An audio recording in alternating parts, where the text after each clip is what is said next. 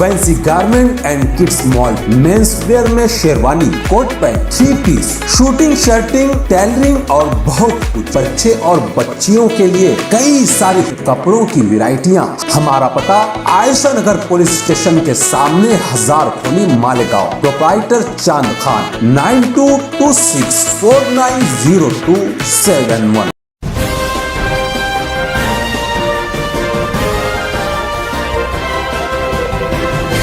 मानव समाचार, मानवता के हक में। मानव समाचार में आपका स्वागत है। मैं हूं अब्दुल रहमान। आज 12 नवंबर पथराव मामले में मुलजिमीन की जमानत को लेकर एक बहुत बड़ा फैसला आया। मालेगांव वकला के पैनल ने आज कुल 26 मुलजिमीन की जमानत करवाने में कामयाबी हासिल की, जिनमें साबिर गौहर और रहीम पुकारे वाले का नाम काबिल ज़िक्र है, जबकि 4 मुलजिमीन की जमानत रद्द हो गई। मुलजिमीन के रिश्तेदारान ने वकला हजरात का शुक्रिया अदा किया। इस ताल्लुक़ से सीनियर वकील एडवोकेट अजीम खान साहब ने मीडिया से तफसीली गुफ्तगू करते हुए ज़मानत पाने वाले मुलजिमीन और ज़मानत रद्द होने वाले मुलजिमीन के नामों का तज़किरा किया।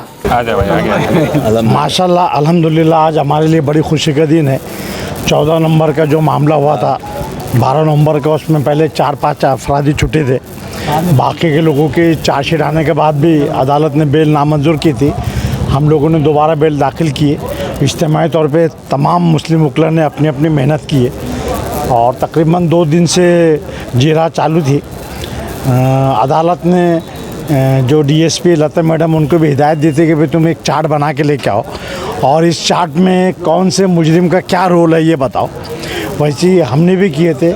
हमारे तरफ से खलील अंसारी, केजी अंसारी वकील ने, फारूक मेमन ने काफ़ी मेहनत करके चार्ट बनाए और पेजेस में पूरा बताए थे कि भाई सिर्फ 4 आदमी के पास इन्होंने पाइप, लकड़ी के डंडा बताए हुए, जिसका इस्तेमाल ख़तई नहीं हुआ है।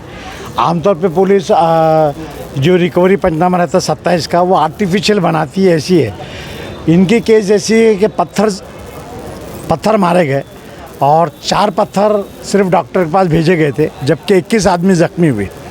अदालत को हमने तमाम बातें बताई, कई नज़ायर बताए और फिर अदालत को बताया कि भाई जो कंपार्टमेंट पुलिस ने चार्जशीट में बताई थी एफआईआर में, कि जिन लोगों ने रज़ा एकेडमी वाले, जमीयत उलमा और तमाम मजहबी जो एसोसिएशन है, इन्होंने बंद पुकारा था, तो उनके जो मेम्बरान है, सदर है, ऑफिस बेरर्स को मुलजिम बनाई थी।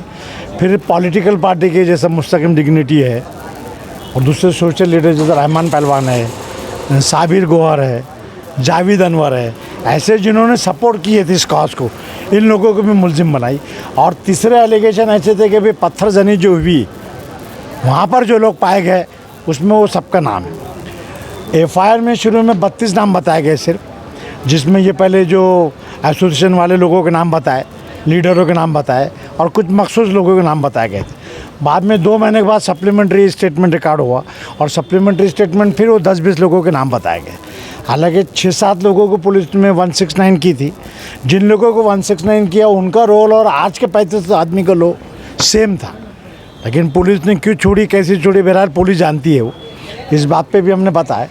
अदालत ने काफ़ी बारीक बनी से मुताला किया। लता मैडम ने एक चार्ट पेश की, कोर्ट को गुमराह करने की कोशिश की कि तमाम लोग पत्थर जनी में शामिल थे। इनके फ़ोटो भी है, लेकिन फ़ोटो क्लियर नहीं है, अस्पष्ट है।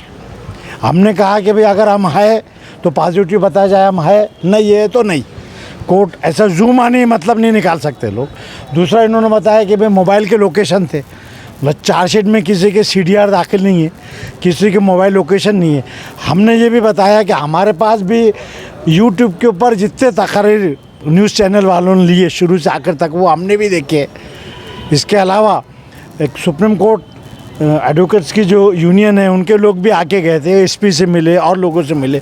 All India supreme lawyers association है, जिसके जजेस वगैरह भी मेम्बरान है।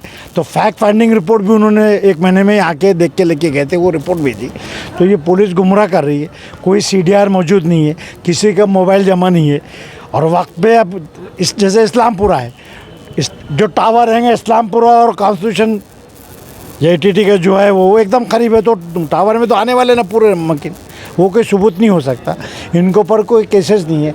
और आज हमने सुप्रीम कोर्ट के 2 अहम नक्शा बताया जो केरला के ताल्लुक से था कि वहाँ पे जो SDPI यूनियन है और दूसरे जो मुस्लिम लीग वगैरह है, इनके कोई डॉक्टरों ने ऐसी जो मुस्लिम एसोसिएशन है इनके ऊपर अनलॉफुल एक्टिविटीज़ एक्ट के केस किए थे और किसी मुस्लिम के ऊपर कोई पुराने केसेस नहीं, किसी को सियासी बुनियाद पे वो किया गया, किसी को शक शुबा की बुनियाद पे।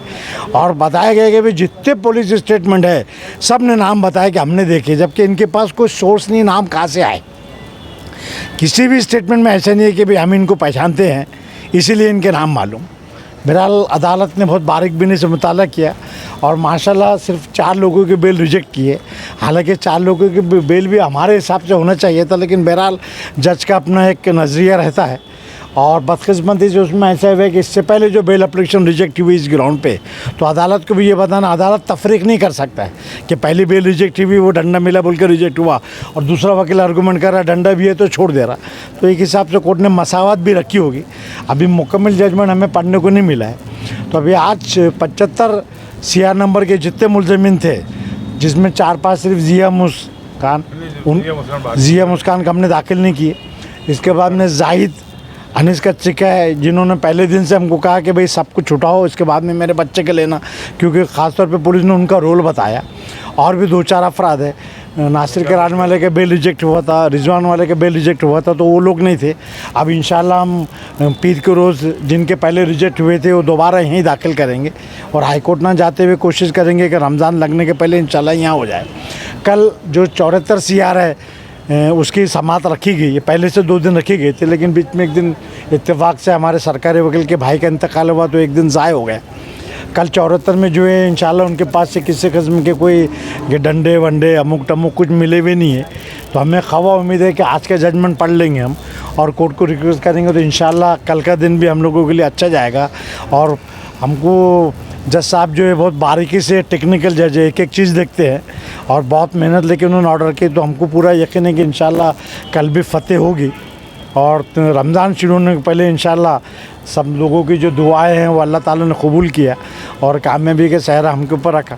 हम तमाम मुस्लिम वकला है, ख़ास तौर पे खलील अंसारी, फ़ारूक मेमन, उनके जूनियर, हमारे चैम्बर के आरिफ अंसारी, वासिफ साहब, सभी ने अपने तौर पे हर वकील ने जो कर सकता था तो हमने पूरी लीड ली है। और आज सचमुच में हमें खुशी हो रही है कि आज बेगुनाह लोग जो है वो आज छूटे, वरना एक समाज में गलत पैगाम जा रहा था।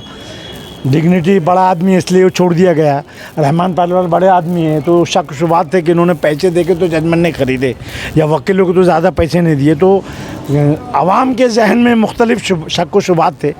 आज ये तमाम लोग छूट गए तो जितने भी शक शुबात थे तो ऑटोमेटिक वो रफ़ा दफ़ा हो जाएगी। बस आप लोगों से दुआ है इंशाल्लाह कि कल के लिए भी दुआ कीजिए कि कल भी हमको कामयाबी मिले। शुक्रिया। 26 लोगों की आज इंशाल्लाह ज़मानत होगी।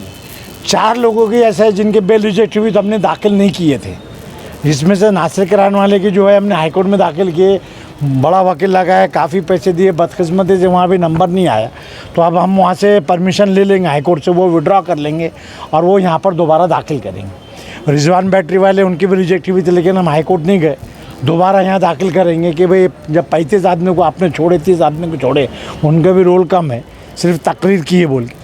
और दूसरे भी जो बच्चे हुए हैं उनकी भी इंशाल्लाह हम दोबारा यहीं दाखिल करेंगे। मगर सब लोगों की बेल जो है कल परसों तक ऑर्डर मिल जाएगी। कल के दिन शनिचर इतवार छुट्टी है, ये ऑर्डर में कोर्ट ने क्या क्या रिमार्क्स दिए हैं, क्या क्या हमारी बातें कबूल की हैं, क्या बात हमारी कबूल नहीं की, या हमारी कौन सी चीज़ें कम है या हम कहाँ कम पड़े, कानूनी तौर पे उसका हम और अपना ख़ुद का मुहासबा करेंगे और इंशाल्लाह पीर के रोज़ जो बकिया लोग हैं उनकी बेल दाखिल करेंगे। पीर के रोज़ हमने आयशा नगर पुलिस स्टेशन के वो रखे थे, लेकिन उसमें टेक्निकल मसला ये है कि स्टेट डिपार्टमेंट ने एक रिपोर्ट भेजी कि हमारा 11-12 लाख रुपए का नुकसान हुआ, कुछ आइसक्रीम दुकान होगा, तो वो भी हम बारीकी से पढ़ेंगे। हो सकता है कि उनका काम में 2-4 रोज़ लेट हो जाए, क्योंकि ये पहले छूट जाएगा तो फिर वो कोर्ट का नज़रिया भी थोड़ा चेंज हो जाएंगे, वरना उनकी वजह से सभी का नुकसान नहीं होना, इसलिए हमने वो आखिरी में रखे थे। तो हो सकता है पीर के बदले भी हम 2-4 रोज़ और तारीख ले हुए और फिर उसमें और जो भी नज़ार वगैरह बताए कि भाई कोर्ट की जहन साजी करना पड़ेगा उसमें कि भाई उन लोगों को भी इतना बड़ा जुर्म ने नुकसान भी हुआ, तो ऐसे जो और फसादात होते हैं जिसमें हमेशा नुकसान होता है, वो केस और ये केस में कोई ज़्यादा फ़र्क नहीं है, इसलिए अदालत उन्हें छोड़े, क्योंकि उसमें भी चार्जशीट आ गई है। तो इंशाल्लाह उनकी भी पूरी कोशिश करेगी। खुदा ना खास्ता अगर हम नाकाम हुए तो हम फ़ौरन हाई कोर्ट जाएंगे और कोशिश ये करेंगे कि रमज़ान के पहले जितने भी महरूसिन हैं ईद के पहले वो सब के सब छूट जाए। सारी आफ्ताब आलम इब्ने हसन, शकील अहमद, मोहम्मद इस्माइल उर्फ शकील नमक, फैसल शकील अहमद, रमज़ान खान शाही खान, रईस अहमद, अब्दुल समद, इश्तियाक अहमद, मोहम्मद मुस्तफ़ा, शेख नासिर, शेख महबूब, अल्ताफ़ अनवर शाह, मोहम्मद इस्माइल, मोहम्मद इसराइल, मोहम्मद रफ़ीक, मोहम्मद यूनुस, जावेद खान, अब्दुल्ला खान, अब्दुल रहीम पुकारे वाले, जिन लोगों की रिजेक्ट हुई उसमें शायद शेख शब्बीर, शेख मुस्तफ़ा, वसीम अहमद, लईक अहमद, वसीम अख्तर, मोहम्मद सलीम, मोहम्मद साबिर, मोहम्मद साबिर, मोहम्मद मुस्तफ़ा जी। इसके बाद में शेख आसिफ, शेख करीम, तौसीफ़ खान, नूर खान, मोहम्मद इमरान, मोहम्मद उस्मान, मोहम्मद रमज़ान, अब्दुल करीम, मोहम्मद हारून, हबीबुर रहमान, मोहम्मद इमरान, मोहम्मद उस्मान, आफ्ताब एजाज बेग, शेख अलीम, शेख सलीम, आसिफ अहमद, निहाल अहमद, शेख अरबाज, शेख सरदार, शेख गयासुद्दीन, शेख आतिक अहमद की बेल रिजेक्ट किया है। ऐसा शायद 4 लोगों, आतिक अहमद, जमाल अहमद, 4 लोगों की टोटल जितनी भी ज़मानत की अर्जी दाखिल किए थे, हमने 4 एप्लीकेशन दाखिल किए थे, जिसमें से 4 लोगों की ज़मानत रिजेक्ट हुई। इनकी दोबारा इंशाल्लाह हम 2-4 उसके बाद दाखिल करें।